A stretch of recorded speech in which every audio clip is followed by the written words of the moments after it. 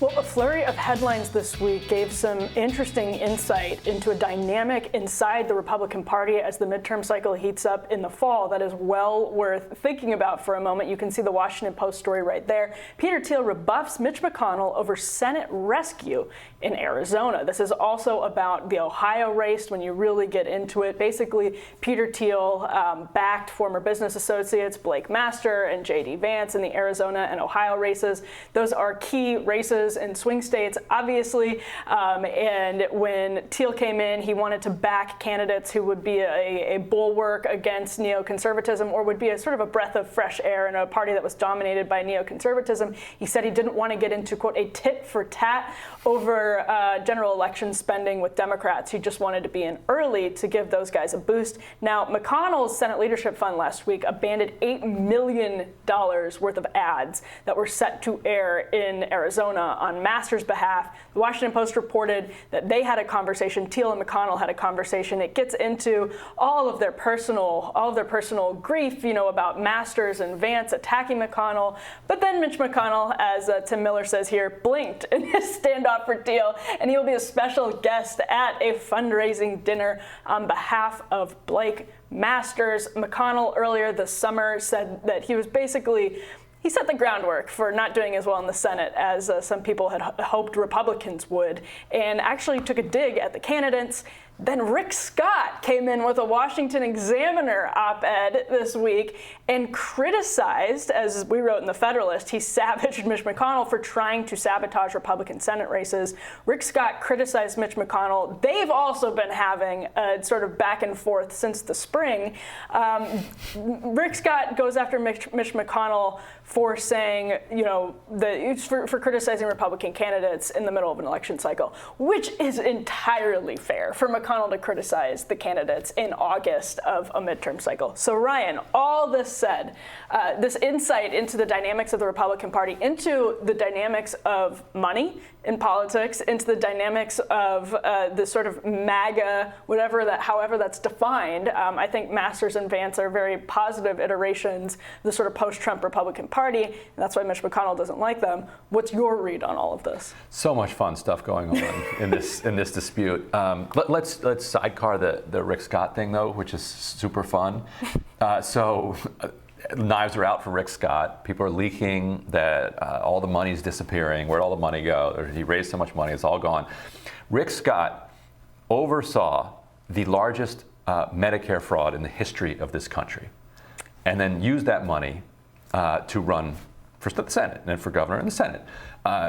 People said he self-financed. No, that was a publicly financed campaign. That was Medicare. It was a Medicare-financed campaign.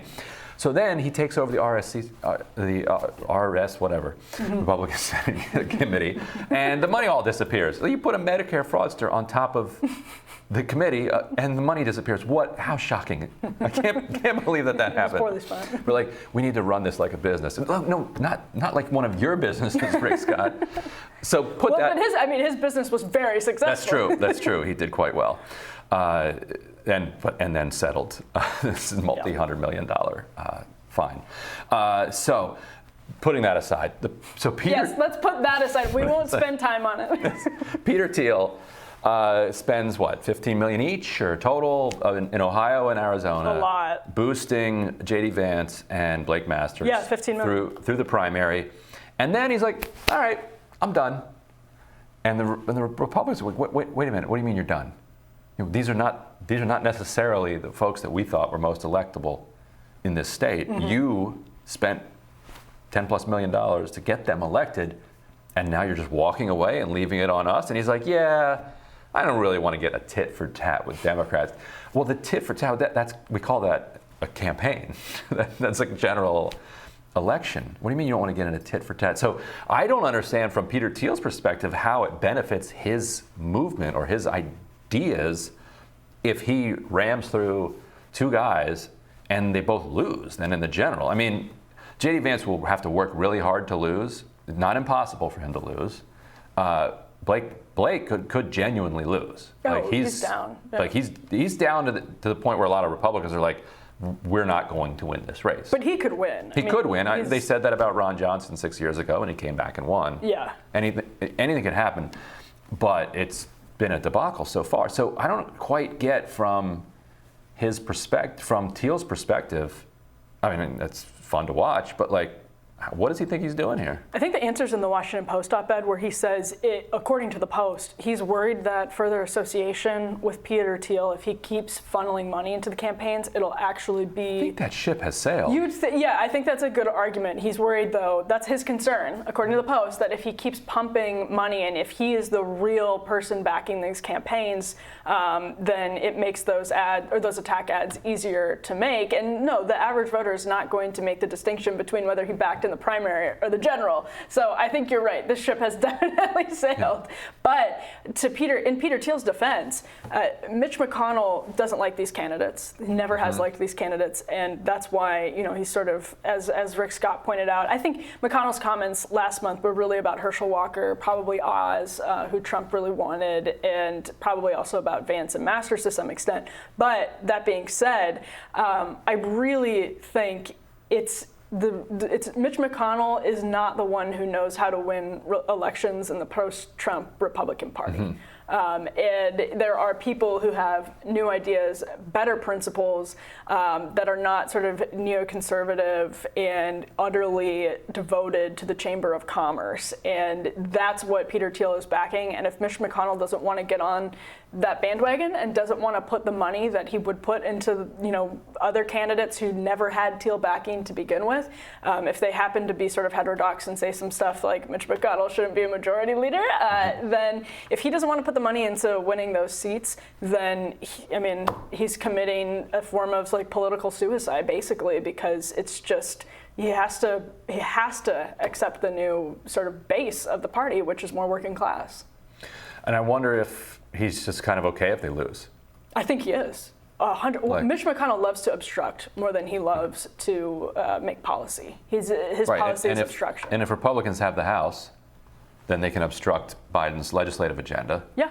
And so, obstructing it in one chamber is good enough. Yeah. So McConnell can just chill in the minority for 2 more years. And then he doesn't have J.D. Vance and Blake Masters, like, making fun of him and, like, causing him problems inside although he probably has at least one of them, but we'll see. Well, what was this was 2012, the Wacko Birds or whatever? Yeah, and 2010 too. He's still scarred by Christine O'Donnell losing in Delaware. Mm-hmm. They lost in Colorado. Was it Ken Buck?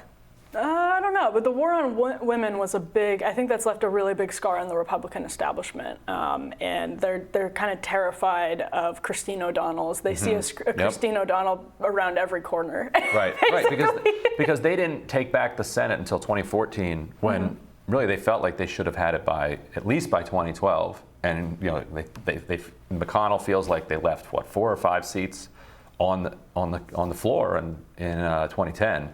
By nominating candidates like Sharon Angle in Nevada, and so Aiken later in 2012, who with regular run-of-the-mill Republican candidates, bog standard, they probably win those races, and then McConnell's majority leader much sooner. So I think he's still scarred by that for sure. Yeah, it's just a different, there's before Trump and there's after Trump, and after Trump, that's not the way to appeal to Republican voters, and it's an incredibly difficult balancing act because you have somebody like J.D. Vance and Blake Masters, who I think had compared abortion to genocide at one point, and now having to, but he came on this show last year and talked about how you should be able to raise a family on one income and be middle class in this country.